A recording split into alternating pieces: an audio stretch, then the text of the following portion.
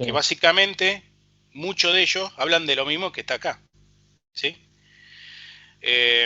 Así que bueno, entre una cosa y la otra lo va a ayudar. Por ahí los PPT son más específicos y acá divaga un poco más para que se entienda, ¿sí? Dar más ejemplos.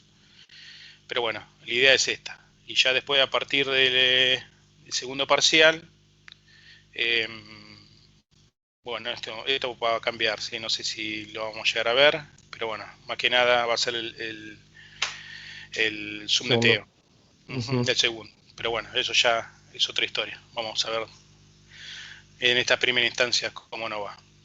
¿Sí? Perfecto. ¿Alguna pregunta?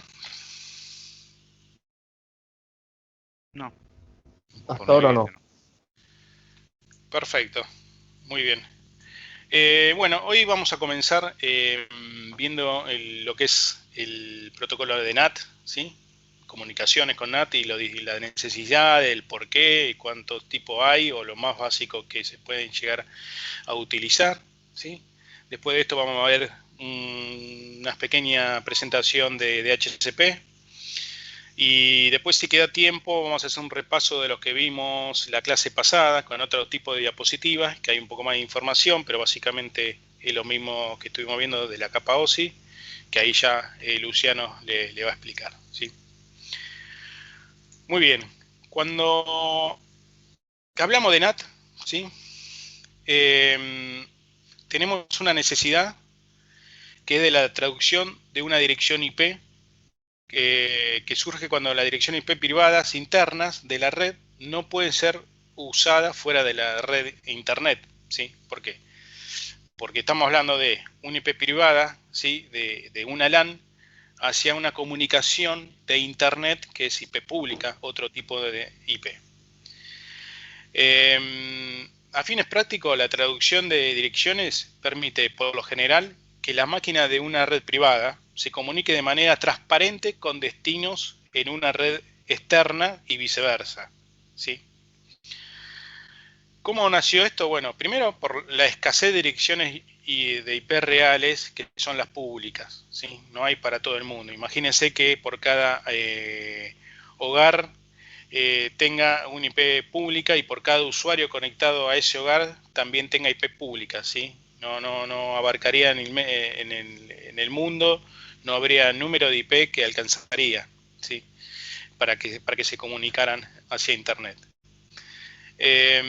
Justamente por esta dificultad de obtener bloques, ¿sí? de IP públicas, es por eso que en nuestras casas, oficinas, usamos un direccionamiento privado, que ya lo vamos a ver qué rangos son, ¿sí?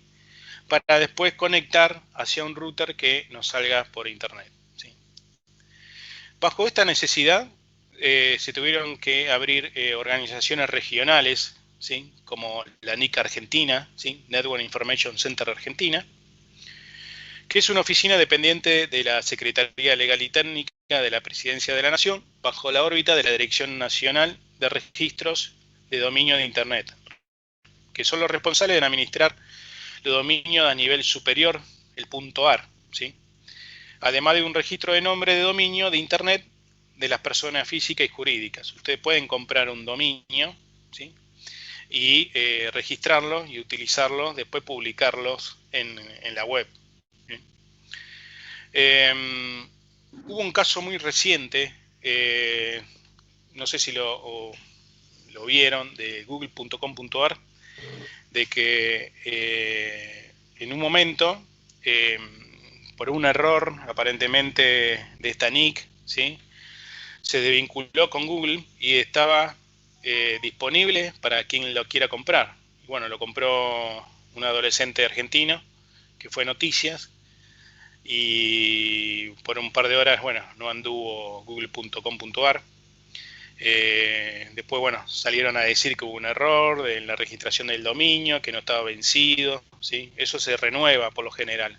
Nosotros no somos dueños eternos, ¿sí? De un dominio o de una IP pública. La tenemos que ir renovando, ¿sí? Se Todos alquilan los años, las IP. sí. Por lo general todos los años. No es automática la renovación. No. Eh, Yo por lo menos tenía registrado un DNS que hace un año atrás, más o menos, un poquito más, recibí un mail de que tenía que re-registrarme o renovarlo. No sé si es por el tipo de dominio o qué, ¿no? ¿Vos Yo un tenés mail experiencia? para renovar. Yo trabajé en Nick y trabajé cuando estaban trabajando en la migración de dominios. Sí. Y hasta migración de dominio se te escucha. No Y sé antes porque era me- Se te escucha mal, nadie. Ay, sí, creo que soy yo, se me corta porque recién. Sí. No, que cuando migraron empezaron a cobrar los dominios y bueno, ahí dependía un poco del pago, obviamente, que se realizaba por lo mismo la renovación, ¿no? Ujú. Ok, bueno, Y también se bien, pueden disputar los dominios, claro, porque hay exactamente. mucha gente que registra nombres.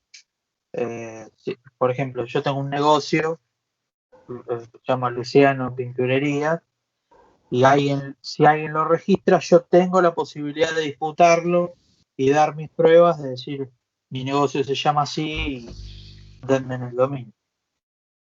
Lo mismo que haber hecho Google, me imagino, con otro peso, güey. Exactamente. El tema, Sí, perdón, adelante. el tema Adelante, de la adelante. información con Nick directamente no se puede, digamos, hacerlo automático, pero por ejemplo, cuando se registra en .com o hay algún intermediario que lo hace, hay Sí. algunos sistemas que se hacen por débito automático con tarjeta de crédito y se renueva solo, digamos, pero no con los Ok, .com.ar. bien. Sí, no se debe ser por ahí con el tipo de registración y pago que se le haga. Pero bueno, básicamente es eso. Sí, es una organización que registra un nombre y se vincula con una IP ya para publicarla en internet, ¿sí? Y con esto justamente nosotros con la gestión, ¿sí? Que acá dice de protegerse de los cambios de los bloques ICPs, si pasa una IP pública, pasa administrada por otro ISP, nosotros no vamos a enterar, ¿sí? Justamente porque se encarga esta gente y va a ser transparente para nosotros. Así que justamente a veces los ISPs, ¿sí? Van renovando y van añadiendo y van dando de baja, ¿sí? Entonces eso se va actualizando, pero para nosotros eso es totalmente, pasa a una capa superior y no nos enteramos, ¿sí? De lo que está pasando. Nosotros siempre vamos a tener disponible el DNS y si que alquilamos una IP pública, bueno, obviamente la vamos a tener en funcionamiento, ¿sí? Muy bien. La introducción al NAT, Network Address Translation, ¿sí? O traducción de direcciones de red, es una técnica que modifica la información de la dirección IP en la cabecera de un paquete IP mientras el mismo es transmitido hacia una red a otra por medio de un router, ¿sí? Siempre tiene que haber un router y depende del propósito también puede ser un firewall, ¿sí? Ya lo vamos a ver más adelante. Su principal uso hoy en día es el permitir que las máquinas de una red privada puedan acceder a Internet utilizando un IP, una IP única, una única dirección IP pública, ¿verdad? Si bien hay una diversa cantidad de tipos de NAT, lo que vamos a ver nosotros son a lo que más se enfoca la producción hoy en general de las redes, ¿sí? y de las transacciones. Entonces vamos a ver la más conocida, ¿sí? El funcionamiento del NAT, pese a que existen muchas variantes, tienen siempre las mismas características, ¿sí? Se asignan transparentes, ¿sí? Se asignación transparente de direcciones y el encaminamiento transparente mediante la introducción de direcciones, ¿sí? Nosotros como usuario final no vamos a ver qué está pasando cuando salimos a internet, ¿sí? Nosotros nada más vamos al browser y hacemos una consulta a un servidor web, ¿sí? O a lo que fuera, y nos va a responder, ¿sí? Justamente la transacción en el medio lo hace un router, ¿sí? Ahora lo vamos a ver en detalle. Por ejemplo, Respecto a su forma de trabajo, a continuación, a partir del posible escenario planteado en la figura 1, ¿sí?, analizaremos el funcionamiento de algunos de los distintos tipos de NAT. Dicha figura consiste en una red privada, red 1, con los dos anfitriones, ¿sí?, A y B, los cuales posee una única dirección pública, que es la 213.147.43, que fue asignada al router X, ¿sí?, el cual provee el servicio de NAT, ¿sí? El router siempre tiene que tener una IP pública, ¿sí?, para poder hacer la traslación, ¿sí? Además, hay dos máquinas, C y D, las cuales son externas a la red, y la comunicación entre dichas máquinas y los anfitriones de la red se realiza vía Internet, ¿sí? Por ejemplo, existe como base del aprendimiento el NAT básico, o SNAT, Static NAT, ¿sí?, el cual las sesiones son unidireccionales, ¿sí?, saliendo desde la red privada, ¿sí? Este mismo modifica dinámicamente las direcciones IP de los nodos finales, o sea, la máquina emisora y la máquina receptora, según corresponde, y mantiene el estado de estos cambios en una tabla en el router para que los paquetes pertenecientes a una sesión sean intercambiados hacia el nodo final correcto en cualquiera de las redes, interna o externa. No sé qué pasa, el router debe llevar una tabla constantemente actualizada para saber qué IP privada se referencia con una IP pública, ¿sí? Acá hay un ejemplo. Supongamos que el anfitrión A desea comunicarse con la máquina C y el anfitrión B quiere hacer lo propio con la máquina D.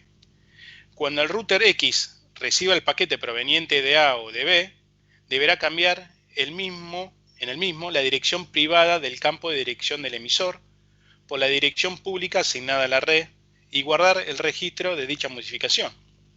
O sea, yo teniendo una red privada, yo creo que antes no le dije lo que es la red privada, ¿sí? Disculpen. Estas tres rangos, ¿sí?, estamos hablando de la 10.0.0.0 con una máscara, ya vamos a entenderlo a medida que vamos avanzando, barra 8, que es una 10, 255, 255, 255. Esta es una de las más generalizadas que se utilizan, ¿sí?, porque comprende el mayor cantidad de hosts a utilizar, ¿sí? Después existe la 172.16.00, ¿sí?, con un prefijo barra 12, que son 8 bits que se toman de la red, con la máscara 172.31.255.255. Y por último, la 192.168.00, con un prefijo barra 16, de las cuales comprenden menos hosts utilizables, ¿sí?, pero para, digamos, el ejemplo de una red hogareña, ya con este últimos nos sobra y alcanza, ¿sí?, la cantidad de hosts que yo puedo almacenar en este rango como utilizable, ¿sí? Una vez ya sabiendo esto, ya sabemos que son las redes privadas, ¿sí? Volvamos al ejemplo. Muy bien. En el recuadro vemos la 192.168.01, ¿sí?, que justamente el router tiene, vamos a verlo, a ver si se ve acá, el router tiene la 213.147.43 y va a salir a la receptor, va a hacer una consulta a la red pública 128.23.2.2, ¿sí? El otro nodo, computadora que puedo tener al lado, 192.168.02, va a hacer la misma consulta, obviamente al mismo router con la misma IP, a otra dirección externa, ¿sí?, pública. Entonces, esta es un ejemplo de una tabla que va a mantener, una tabla simple del ruteo de un NAT, ¿sí?, donde va a vincular una red privada con una red pública mediante de la dirección pública del router, ¿sí?, en este caso llamado X en el ejemplo. Muy bien. Dice, luego, cuando C le responda a, ¿sí?, este sería el C y este sería el A, o D, ¿sí?, le responda a B, Estas envían sus paquetes con el campo de dirección del destinatario seteado en 213.147.43, ¿sí? Va a ser el camino inverso, ¿sí? Va a ser haciendo saltos inversamente. Y X deberá encargarse de modificar dicho campo por la dirección A o B según corresponda para la transmisión pueda seguir su curso. ¿Se entiende hasta acá? Es sencillo, creo, ¿no? Sí. Ahora bien, ¿qué ocurre si A se está comunicando con C y el anfitrión B desea hacer lo mismo, ¿sí? Con el mismo servicio? Si esto ocurriera, la tabla de NAT de X quedará de la siguiente manera, ¿sí? Tengo mis dos IPs privadas, ¿sí? Con la misma dirección y con la misma dirección del receptor. Ahí ya hay un conflicto, ¿sí? Y el NAT estático, ¿sí? El simple, no lo podría resolver porque no sabría cómo devolverle el paquete, ¿sí? Del resultado, a qué IP emisor le devuelve, ¿sí? Acá lo explica justamente. Entonces X reciba un paquete entrante, no sabrá a qué anfitrión deberá rutearlo. Para evitar este problema, cuando se utiliza el NAT básico, los anfitriones de la red privada no pueden comunicarse al mismo tiempo, ¿sí? Igual esto pasa por ahí en milisegundos, ¿sí? Por ahí una consulta de un servidor, justo el equipo A termina, lo libero y ahí entra la consulta del equipo B, ¿sí? Pero no es lo ideal que alguien tenga que esperar una comunicación justamente por un NAT. Ya de por sí las comunicaciones, a veces tenemos un delay, ¿sí?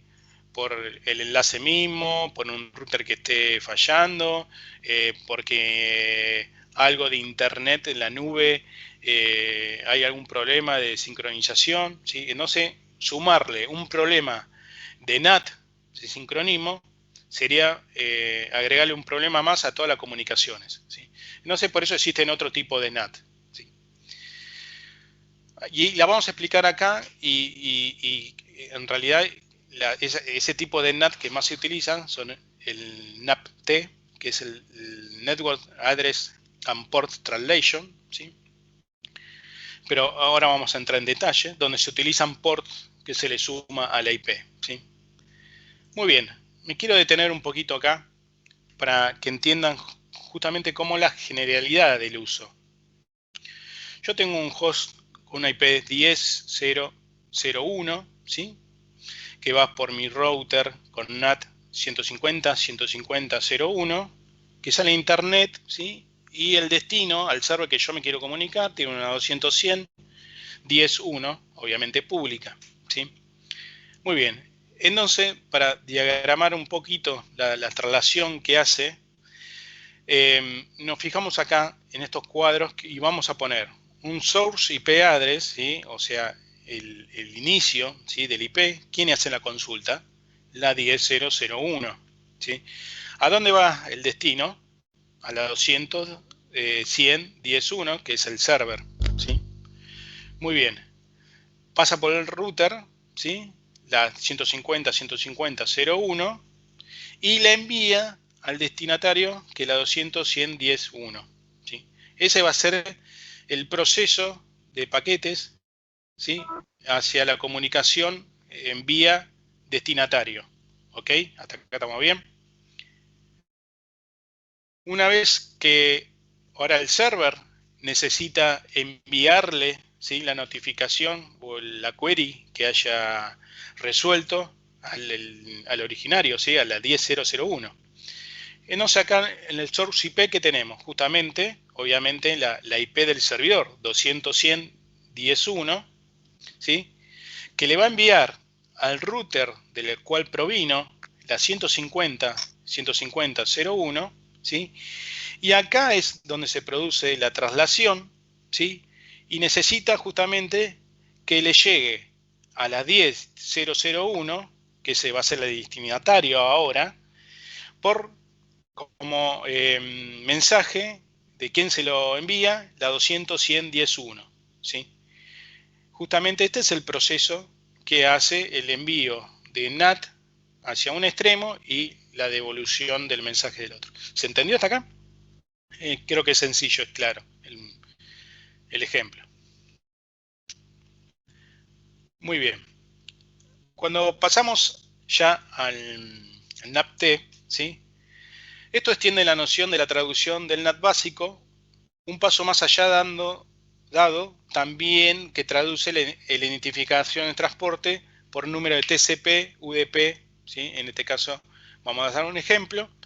Esto permite que dos o más anfitriones de una red puedan comunicarse con una misma máquina externa a la red, ¿sí?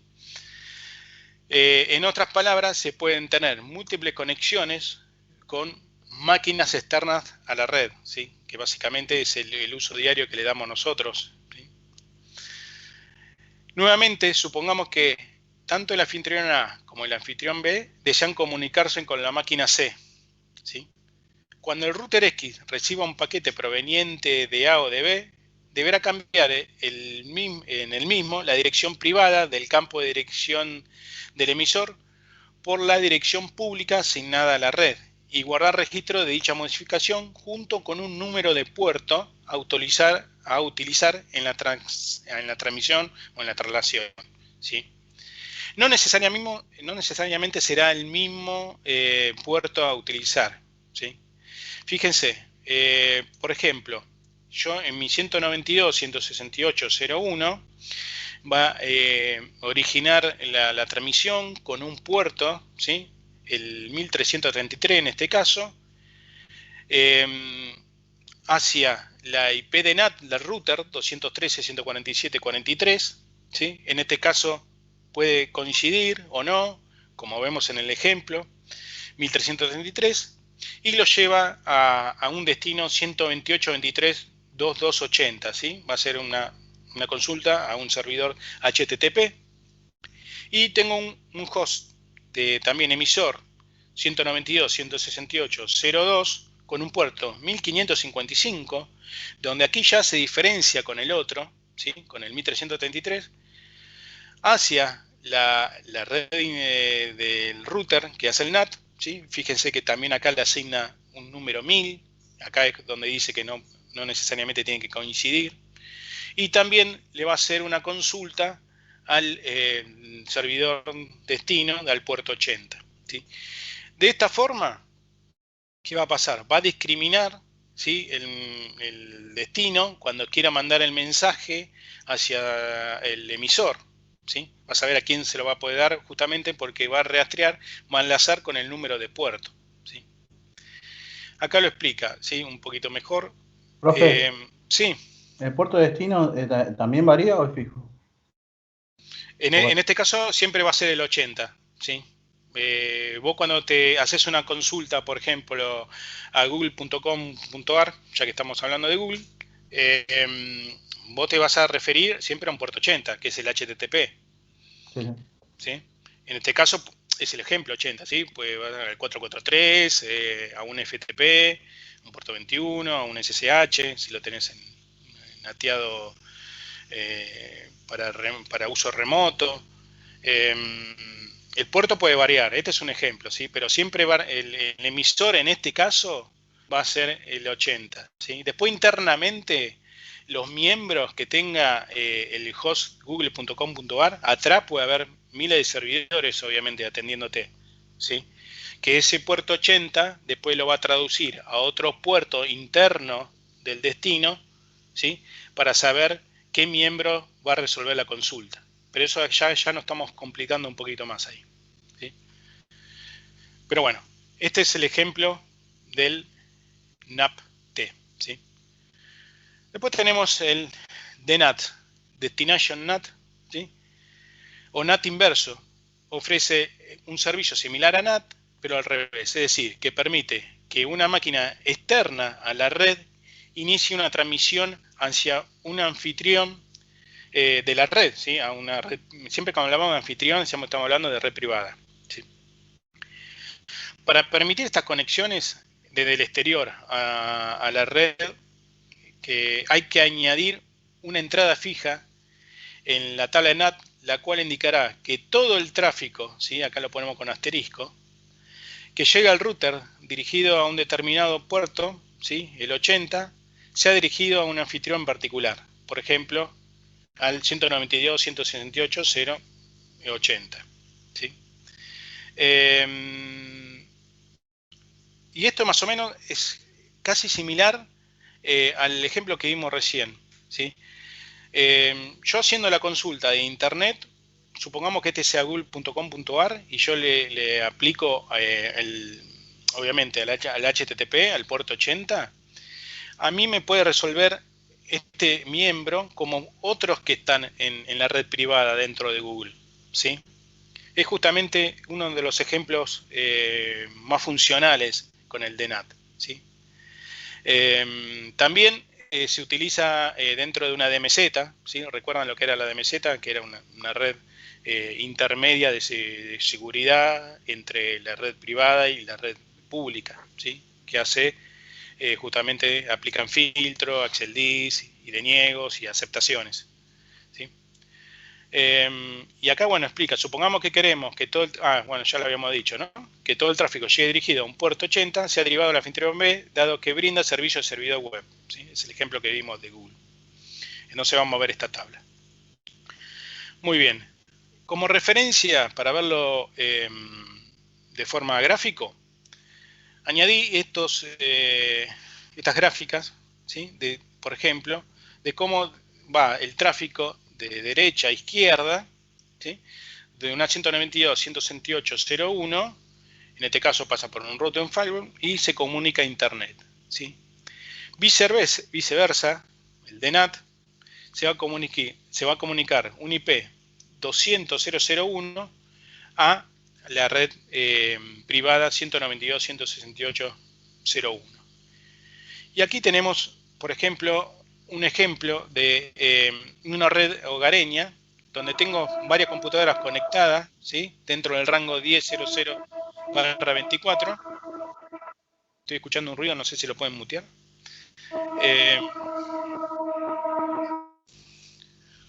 Muy bien. Donde yo tengo mi router de internet de la compañía que contrate, ¿sí? Obviamente mi router va a tener una sola IP pública, ¿sí?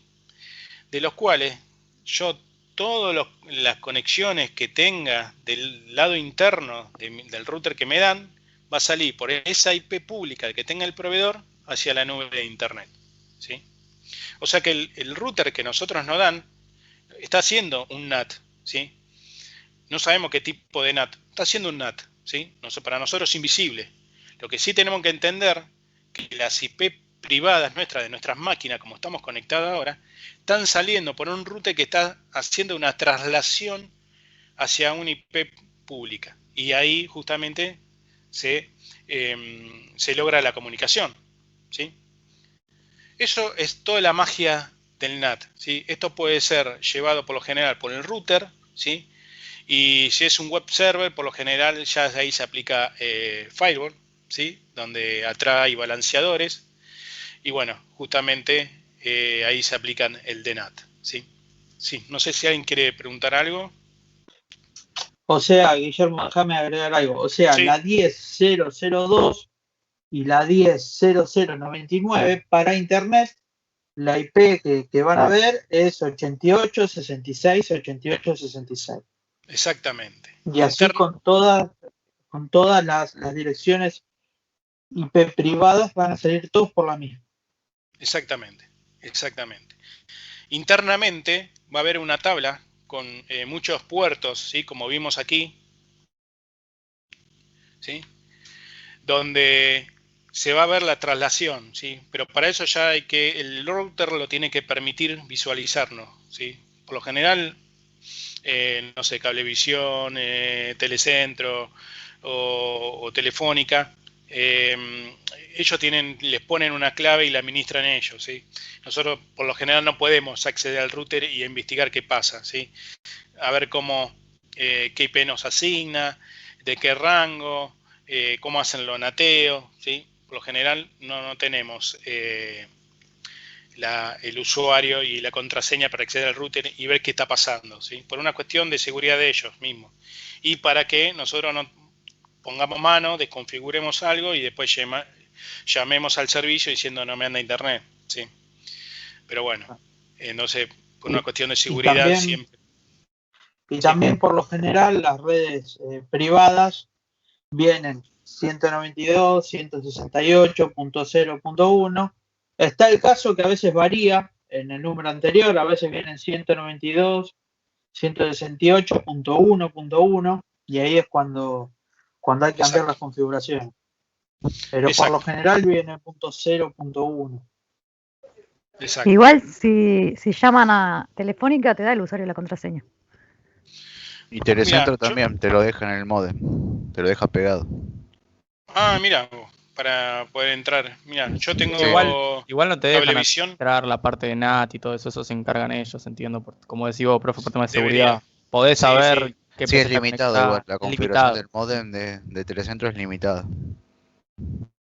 Claro, bueno, deberán tener un usuario justamente para el usuario hogareño y un usuario de administrador que obviamente el operador del ISP puede manejar varios valores y modificarlos, ¿sí?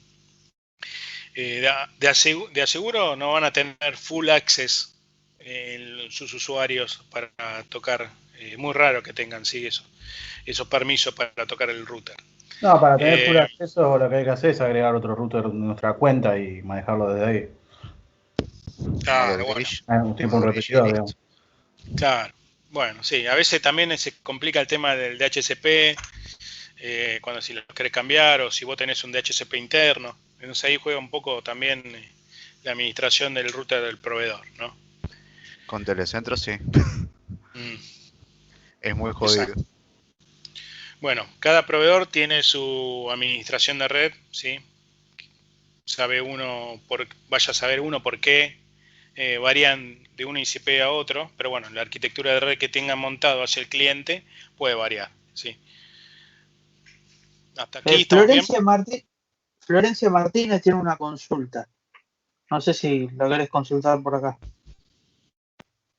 Hola, sí. Mi consulta era cuando un mensaje va y pasa por un router. Después, cuando vuelve la respuesta, ¿siempre pasa por el mismo router por donde pasó originalmente? Sobre el mismo NAT pasa, ¿sí? No necesariamente puede ser una comunicación asincrónica. ¿Asincrónica qué significa? Que no siempre te va a contestar el mismo router, en internet te estoy hablando, te va a contestar el mismo router del cual llegó el mensaje.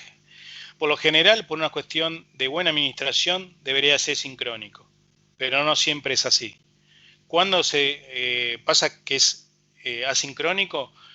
Cuando vos enviaste un mensaje, por momento tarda la espera, ¿sí? Porque el enlace está saturado, cambia el ruteo hacia otra ruta, justamente que esté más liberada, y ahí cambia la interfaz del router y puedes pasar por otro equipo que esté al lado, enrutando el mensaje hacia vos. Entonces no necesariamente tiene que ser a veces el mismo router. En estos ejemplos que estamos viendo acá, sí, este va a ser el mismo router de cara a la parte de la red interna, ¿sí? Por ejemplo, tu router va siempre, el de la compañía, siempre te va a llegar todos los mensajes por esa vía, porque no tenés otro router, no tenés dos routers de Telecentro o Cablevisión o Telefónica, ¿sí? Entonces hasta ahí, digamos que del router que tenés en tu casa para tu red, siempre va a ser sincrónico, ¿sí? Va a ser el mismo router que te devuelva el último tramo del mensaje. Ahora, para ir a internet puede pasar cualquier cosa, ¿sí? No te aseguran siempre un mecanismo sincrónico. ¿Se entendió? Sí, profe, entonces otra consulta, porque usted dijo que la tabla se guardaba en la memoria del router. Sí, entonces, del router si que vos pasa originás en el mensaje. Y después si pasa en el medio por otro, también hay una tabla, ¿o no? Sí, exactamente. Y si después sí. vuelve por otro router, ¿cómo accede a esa tabla? Bueno, justamente haciendo saltos, ¿sí? Las tablas de los routers tienen un protocolo de ruteo donde se van intercomunicando y le va diciendo, bueno, yo tengo este dato hasta llegar acá, muy bien. Llego hasta acá, tengo este dato para llegar hacia otro punto, muy bien, perfecto, llego hacia ese punto. Tiene una tabla ese router, muy bien. Llego, de ese router me dice, bueno, ahora envíaselo al usuario final. ¿sí? Ahí tenés justamente, está publicado esta dirección IP, ¿sí? Dentro de todos estos saltos que recién mencionamos de Internet, va a llegar en un momento, depende de los saltos y depende de la arquitectura de Internet y de donde estén alojados, va a llegar sí o sí a este punto que va a ser tu extremo, tu comunicación, ¿sí? Del cual es tu router que está en tu casa. Y obviamente, respondiendo otra vez a tu pregunta, cada router tiene una tabla para saber qué salto tiene que pegar hacia otro para poder llegar a destino, ¿sí? Tanto del router de un host A un host C, por ejemplo, o viceversa, de un host C al host A. ¿Se entendió? Sí, sí, gracias. No, ¿por qué, por favor? Muy bien. ¿Alguna otra pregunta? Es muy sencillo. Esta documentación fue subida hoy a Miel, ¿sí? Y con esto también viene enlazado el protocolo de DHCP, ¿sí? El DHCP, ¿sí? Significa Dynamic Host Configuration Protocol, ¿sí?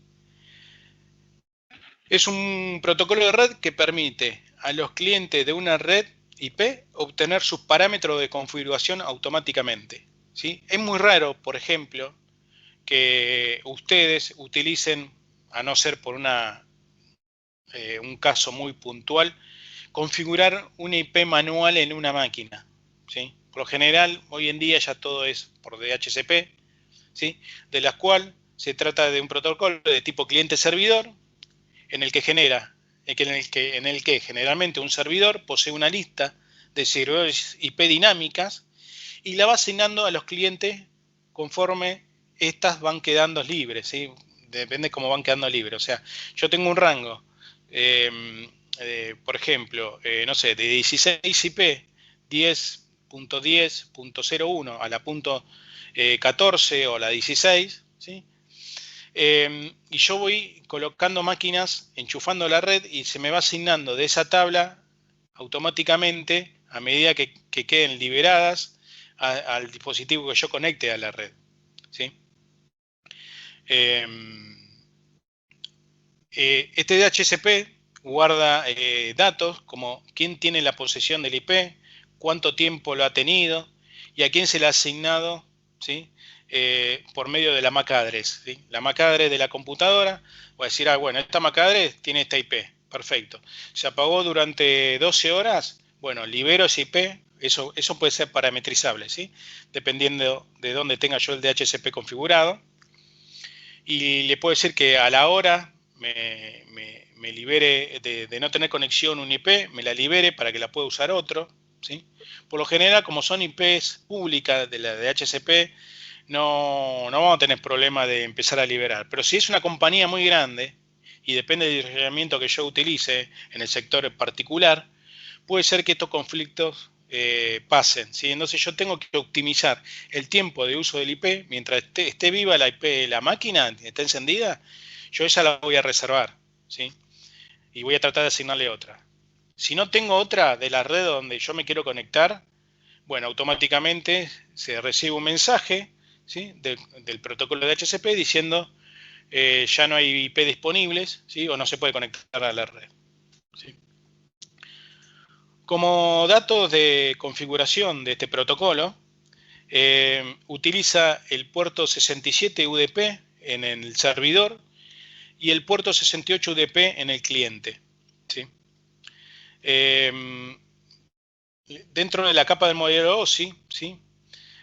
Vemos que el DHCP es una aplicación, ¿sí? Sería la capa 7. El transporte, la capa 4, ¿sí? Que maneja UDP. Y por último, la IP que le va a asignar a la capa 3 de red, ¿sí? Muy bien. Ahora, ¿cuál es el proceso de secuencia de esto? Voy a primero poner esto y voy a poner un gráfico, así lo vemos al costado acá, ¿sí? Para que se entienda mejor. Primero es un discovery. ¿Qué es el discovery? Es una solicitud de DHCP realizada por un cliente de este protocolo para que encuentre un servidor activo de DHCP en dicha red, para que asigne un IP y otros parámetros de DHCP, como cuál, la máscara, el DNS, el gateway, ¿sí? Esos son los datos por lo general que recibe el nodo solicitante, ¿sí? Entonces primero hace un discovery. Muy bien, después de eso hace un offer, un DHCP offer. El offer es el paquete de respuesta del servidor de DHCP al cliente de DHCP, o sea, nosotros, ante su petición de la asignación de los parámetros de DHCP. Para ello, involucra la dirección MAC, como le dije antes, al cual tiene vinculada, para su presentación e inicio de transferencia de modo seguro. Yo sí o sí tengo que tener siempre una MAC-ADRE para saber a quién le voy a dar todos esos datos, ¿sí? Como tercer paso tenemos el request, ¿sí? Donde el cliente selecciona la configuración de los paquetes recibidos de DHCP, el offer, la sincronización, ¿sí? Una vez más, el cliente solicita un IP específica que indicó el servidor, ¿sí? Dirección disponible dentro del pool de direcciones, lo que hablamos antes. Se lo da a la máquina solicitante, ¿sí? Que sería el acknowledge. Cuando el servidor de DHCP recibe el mensaje del DHCP request, el cliente se inicia la fase final del proceso de configuración. Esta fase implica el reconocimiento, ¿sí? Con el envío de un paquete al cliente con todos los datos solicitados. Este paquete incluye la duración de la concesión y cualquier otra información de configuración que el cliente pueda tener solicitada, ¿sí? En este punto, el proceso de configuración del TCP/IP se ha completado, ¿sí?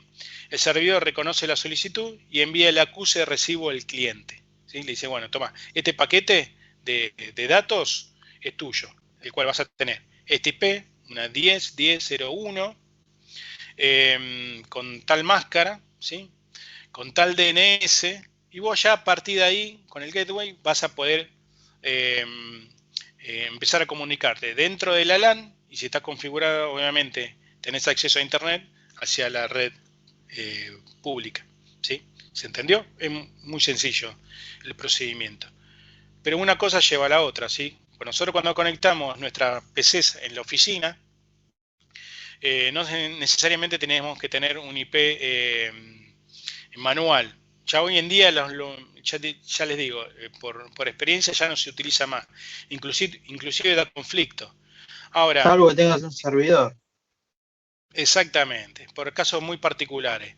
Ahora, un servidor por desconocimiento, ¿sí? Vamos a ponerle entre comillas por desconocimiento, empieza a tocar las propiedades del protocolo TCP/IP de su máquina, deshabilita el DHCP y le pone configuración de IP manual, ¿sí? Pone un IP que está usado por otro PC, ¿sí? ¿Y qué pasa? Ahí va a haber un conflicto, ¿sí? A la persona que la está usando el IP le va a llegar un mensaje de conflicto de red, ¿sí? IP duplicada, ¿sí? En muchos casos. Y en el que configuró ese IP, lo mismo, ¿sí? Entonces los dos van a tener un conflicto ahí.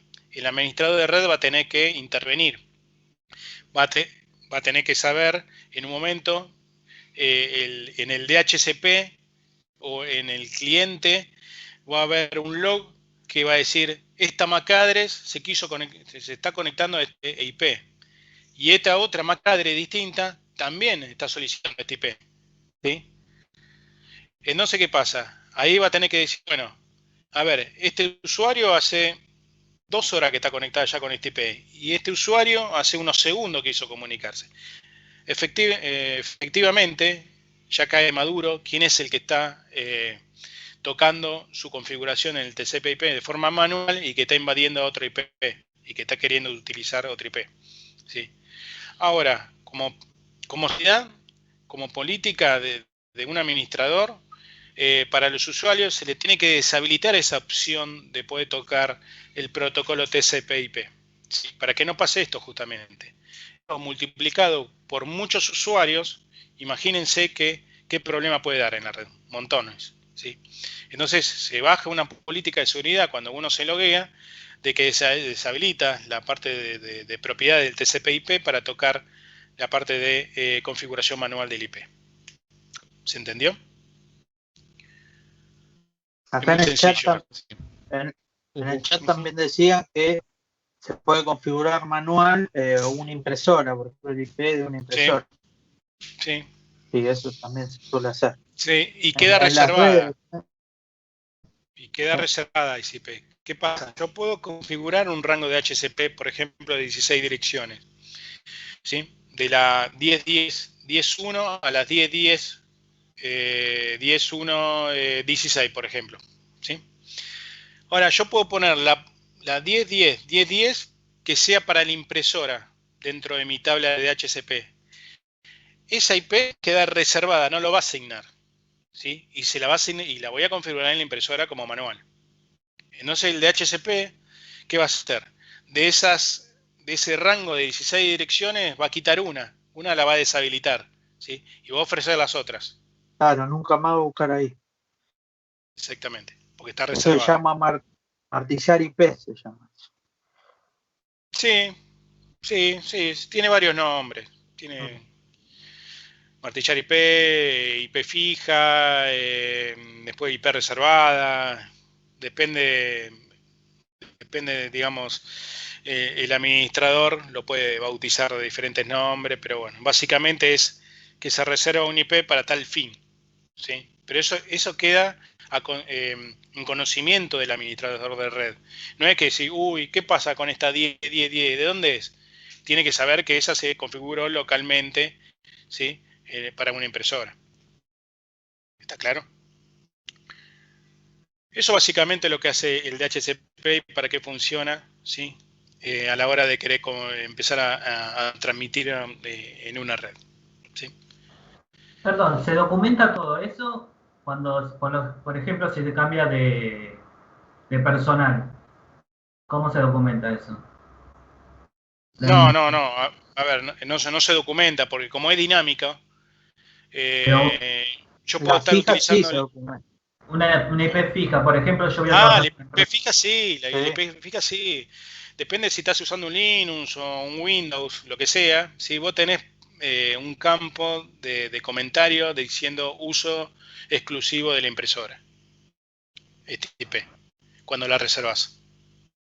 Entonces vos vas viendo, a ver, si vos después de muchos años, de mucho tiempo, no sabés qué es, sobre todo cuando administrás varios rangos, ¿sí? Decís, uy, esta 10, ¿de dónde es? Dice, bueno, vas a consultar al DHCP, buscas ese IP y te va a dar el comentario, es reservada para la impresora del piso 1, por ejemplo. Igual también está muy bien tener un documento donde estén las IP reservadas de todas las redes que estés Sí, manteniendo. pero ojo con eso. Sí, es verdad, siempre, más allá de los sistemas, es recomendable tener todo documentado, ¿sí? Pero ¿qué pasa con la documentación? Con el traspaso del tiempo. No, creo que no ha pasado a todo. Sale un cambio de emergencia. Che, se rompió la impresora, hay que colocar otra. Uy, bueno, ¿quién la configuró? Pepito. Ese Pepito, ¿sí? No se percató de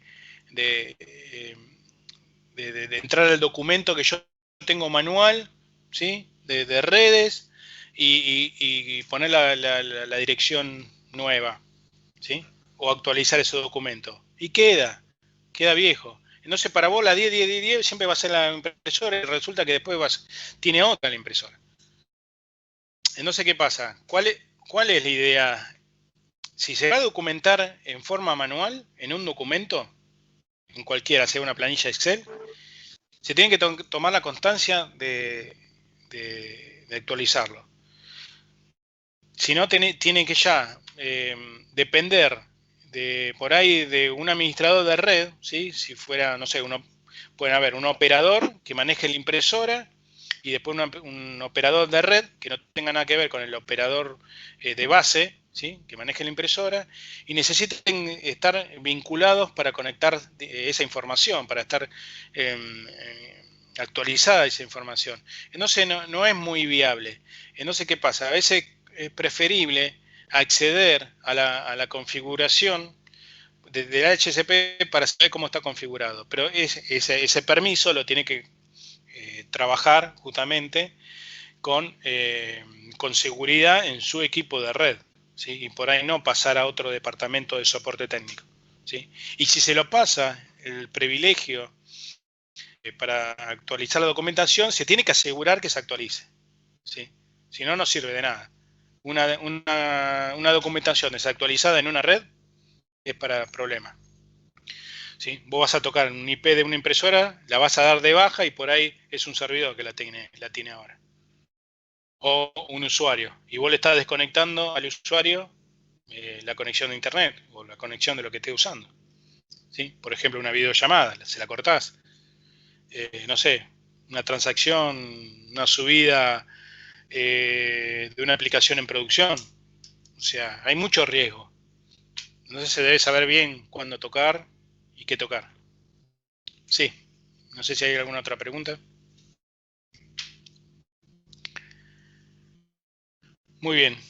Si no tenemos preguntas por eso, con este tema de NAT y de HCP, Luciano, no sé si querés tocar alguna diapositiva de la que... Dale. Sí, esfuerzo, vemos un repaso del modelo de lo 12. que ya... Sí, Sí, vemos ahí, dos diapositivas que tenemos. vamos a ver si llegamos a tiempo. De última, elegí la más concreta, ¿sí? Nosotros para hoy teníamos pensado dar, aparte del NAT y de HCP, dos diapositivas más que lo que hace es sumar al conocimiento de lo que ya estuvimos hablando del TCP/IP y del modelo OSI la semana pasada, ¿sí? Eso está en el temario, ¿sí? Para estudiar. Sí. Y bueno, cualquier cosa lo pueden ver en el programa de temas por clase, ¿sí? Adelante. Sí, vamos a ver el PPT-10 y el 11. Bueno, comparación entre el modelo OSI y el modelo TCP/IP, las características y las diferencias. Bueno, en el modelo OSI, la capa de acceso a red y la capa de aplicación del modelo TCP/IP están subdivididas para describir funciones discretas que deben producirse en estas capas. O sea, tenemos la capa del modelo OSI, como habíamos dicho, está subdividida para explicar mejor qué es lo que hace Luciano, el no sé si TCP/IP. yo o se entrecorta. ¿Se escucha bien? ¿Se escucha bien? ¿O sos vos? Sí. Medio cortado, pero... Se cortaba, Quizá cuando hablas fluido se te entrecorta. ¿Ahora se me escucha bien? No. Ahora sí. Sí. Ahora sí. El tema cuando va fluido, ahí se empieza a entrecortar. Bueno, sí.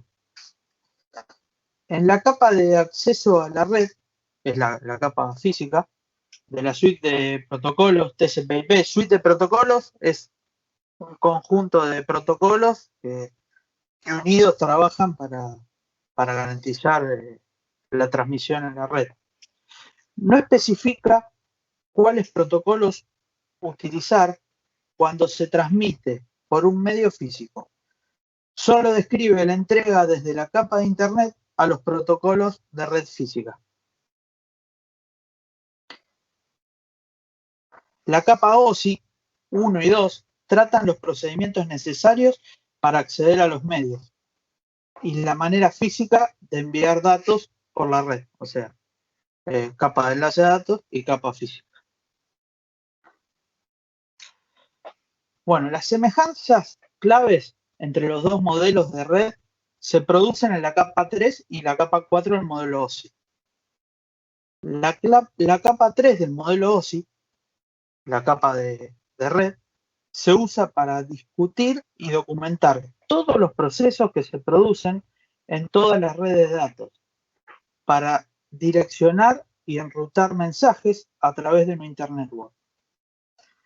El protocolo de Internet, IP, es el protocolo de la suite de protocolos TCP/IP que incluye la funcionalidad descrita en la capa 3. La capa 4, la capa de transporte del modelo OSI, se utiliza con frecuencia para describir los servicios o funciones generales que administran las conversaciones individuales entre los hosts de origen y destino. Este funcionamiento incluye acuse de recibo, recuperación de errores y secuenciamiento. En esta capa, los protocolos TCP/IP, el protocolo de control de transmisión, TCP, y el protocolo de datagramas de usuario, UDP, proporcionan la funcionalidad necesaria. Ahora vamos a ver la diferencia entre UDP y TCP. Bueno, el protocolo UDP es un protocolo que no está orientado a conexión. Es decir, que cuando la máquina A envía paquetes a la máquina B, el flujo es unidireccional. La transferencia de datos es realizada sin haber... la transferencia de datos es realizada sin haber realizado previamente una conexión con la máquina de destino. O sea, la máquina envía y la B no usa recibo, se envía solamente. Y el destinatario recibe los datos sin enviar una confirmación del emisor. Esto es debido a que la encapsulación de datos enviada por el protocolo UDP no permite transmitir la información relacionada al emisor. Por eso, el destinatario no conocerá el emisor de los datos excepto su IP. O sea, solamente le envía el IP. Solamente sabe la IP de la máquina A, la máquina B que recibe. Bueno, el protocolo TCP es todo lo contrario. Es orientado a conexión. Cuando la máquina A le envía los datos a la máquina B es informada de la llegada de sus datos y confirma la buena recepción. Acá interviene el control CRC de datos que se basa en una ecuación matemática que permite verificar la integridad de los datos transmitidos. De este modo, si los datos recibidos son corruptos, el protocolo TCP permite que los destinatarios soliciten al emisor que vuelvan a enviar esos datos corruptos. Bueno, la capa, bueno, vamos. La capa incluye un número de protocolos que proporciona funcionalidad específica a una variedad de aplicaciones de usuario final. Las capas 5, 6 y 7 del modelo OSI se utilizan como referencia para proveedores y programadores de software de aplicaciones para fabricar productos que necesiten acceder a la red para establecer comunicaciones. Es donde se aplican los estándares para si yo tengo un router de una marca y tengo de otra marca, no tener conflicto. Todos se basan en ese estándar y la comunicación fluye. ¿Se escucha hasta acá? ¿Se escucha bien? Sí, sí. Sí. Sí. Había mucho silencio, tenía miedo de estar hablando solo. Bueno, por punto final hacemos un resumen del modelo TCP/IP, de las 4 capas. Aplicación. Representa datos para el usuario, más el control de codificación y de diálogo. La capa de transporte admite la comunicación entre distintos dispositivos de distintas redes. Es lo que decía, si viene un router X contra un router Y, permite que se puedan comunicar porque los dos siguen un mismo estándar. Mediante ese estándar se puede establecer la comunicación, cosa que antes no pasaba, antes del TCP/IP. Internet determina la mejor ruta a través de la red. Acceso a la red. Controla los dispositivos del hardware y los medios que forman la red. Bueno, ¿se entendió esta diapositiva? Es bastante sencilla. Tenemos la otra. Sí, se entendió, por lo menos de mi parte. Buenísimo. Chicos, a ver, Luciano, ¿se me escucha? Sí, se te escucha bien. Muy Sí, bien, sí. muy bien. Perfecto. Una consulta para aprovechar el tiempo, el poco que nos queda. Hasta lo visto, ¿tienen alguna consulta muy particular, algo que no les cierra, que quieran ver? Más que nada, la semana que viene vamos a tener el TP2, ¿sí? Sí. ¿Hay alguien que esté realmente perdido con todo esto? Suele pasar. Y es el momento de reforzar, porque vienen cosas más complejas, y estaría bueno evacuar las dudas ahora. Porque por ahí tal vez, no sé si por ahí se la podemos explicar ahora, pero tal vez el que tenga duda, por favor, nos consulta a nosotros y tal vez le podamos ayudar con alguna documentación extra, ¿sí? Si no llegaran a entender un ítem en particular. Pero bueno, nada, querías preguntarle eso para aprovechar el tiempo, ¿sí? Luciano, lo que te queda a vos es una diapositiva bastante corta, ¿verdad? Sí, sí, sí. Bueno, si querés, da eso y ya después, nada, lo liberamos. Sí. Bueno, empezamos la diapositiva. ¿Se ve esa? Sí. Sí, perfecto. Bueno, la diapositiva 11.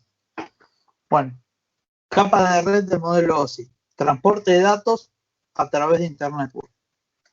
Los protocolos de capa 3 están diseñados principalmente para mover datos desde la red local a otra red local dentro de una Internet Network. Mientras las direcciones de capa 2 solo se utilizan para comunicarse entre dispositivos de una red local única, las direcciones de capa 3 deben incluir identificadores que permitan a dispositivos de red intermedios ubicar los hosts de diferentes redes. Esto es lo que vimos en la clase anterior, cómo el dato se iba agregando por los PDU, no sé si se acuerdan, que se iban agregando datos a medida que iba pasando de capa en capa. Sí. Bueno, en la suite de protocolos TCP/IP, cada dirección IP host contiene información sobre la red en la que está ubicado el host.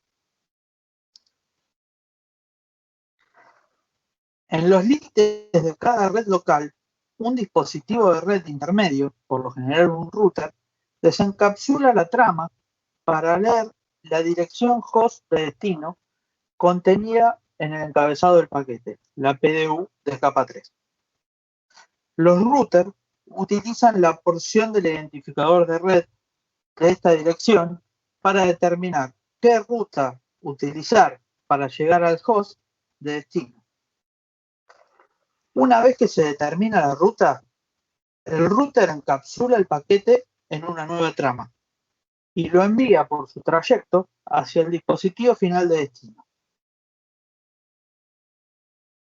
Cuando la trama llega a su destino final, la trama y los encabezados del paquete se eliminan y los datos suben a la capa 4. Bueno, acá tenemos ubicación de las partes de la red correcta, tenemos dirección de red de origen, dirección del dispositivo y lo mismo tenemos con el destino. Fíjense que acá, en ese gráfico, el teléfono es el que inicia la conversación, ¿sí?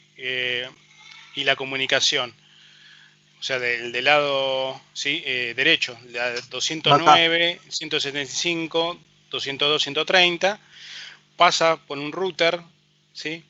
Ven que lo que yo explicaba antes, dentro de la red de internet hay varios routers, ¿sí? Entonces, no necesariamente siempre por ahí el mismo tenga que darte la misma información, ¿sí? Por ahí cuando vos cortás la llamada y estableces otra, ¿sí? Va a agarrar otro camino, no necesariamente siempre el mismo. Y bueno, mientras obviamente la telefonía IP se haya conectado, sí se va a enlazar con el mismo camino que siempre se estableció, ¿sí? Pero que si corto y establezco otra nueva comunicación, no necesariamente tiene que ser la misma, ¿sí? Puede establecerse por otro medio. Claro, estas Adelante, dos pueden ser variables, pero el destino va a ser siempre este. Va a ser siempre al router de destino. Y bueno, este es el final. Perfecto. Muy bien. Nada, chicos, es importante los temas vistos hasta ahora. Tenga en cuenta que ya casi todos estos temas son los que incluye el primer parcial, más los que ya al principio de la clase le mencioné en el Word que está ahí en verde, ¿sí? Todos los temas que están pintados en verde. Y bueno, después la clase que viene vamos a tener el TP2 y lo vamos a corregir en clase, ¿sí? Así que bueno, van a tener un tiempo designado y nos vamos a sacar todas las dudas. Y de paso practican cómo sería el parcial. El modelo. Claro, lo hacen ¿sí? tranquilos, lo hacen en grupo. Esto es en grupo, ¿sí? Les va a llegar a cada uno, pero lo hacen en su grupo, o sea, se conectan entre su grupo. Y bueno, y después lo debatimos acá en clase. Va a llevar a la mitad de clase, ¿no? ¿No, Guillermo? Sí, seguramente, sí. A ver, la idea, como es en grupo, y lo bueno sería que lo debatan, seguramente va a ser 40 minutos como mínimo, ¿sí? Seguramente lo van a terminar en menos, pero bueno, yo sí quisiera que se debatan las dudas entre uno y otro para cada pregunta, si es que realmente tienen duda, ¿no? Porque si no, por ahí la resuelven rápido, o sea, la 1, ¿qué opción es esta? Listo, pum, todos coincidieron, no hay problema. Sí, pero estaría bueno el debate, porque justamente ahí es donde se aclaran las dudas, ¿sí? Y uno puede apoyar con más conocimiento al otro en el grupo, ¿sí? Siempre lo que dijimos también en el TP número 1. Están preguntando cuántas preguntas tiene el parcial. Todavía no lo definimos. Mínimo son 10. ¿Del parcial? Sí, mínimo son 10. Por lo menos lo que tomamos el año pasado. De ahí para arriba. El parcial 2 son menos preguntas, me parece, ¿no? El parcial 2 es mucho más corto, ¿sí? Sobre todo su neteo. Es más corto, pero tiene más desarrollo. Exactamente. Sí. Así que bueno, de esto se va a tratar las próximas clases, ¿sí? Recuerden que después del TP2 ya viene el examen y bueno, nada, cualquier consulta estamos aquí, ¿sí? Vía email. ¿Alguna otra consulta? No, profe, por el momento todo claro. Bueno, perfecto, chicos. Lo vamos a liberar hoy tempranito, ya que todos los contenidos fueron dados. Ya que, bueno, nada, hasta aquí voy a incluir sobre la mayoría de los temas del parcial. Y le aconsejo que vayan leyendo y se vayan sacando alguna duda si es que existe. Así que bueno, si no hay más preguntas, nos vemos el próximo lunes. No se duerman que está cerca el parcial. Parece que no, pero está a la vuelta del... Vayan leyendo de a poco, que es fácil de lectura. ¿Sí? Así que bueno, chicos, hasta luego. Nos vemos el próximo lunes. Muchas gracias. Buenas noches. Chao, profe. Buenas noches. Gracias. Buenas noches. Hasta luego.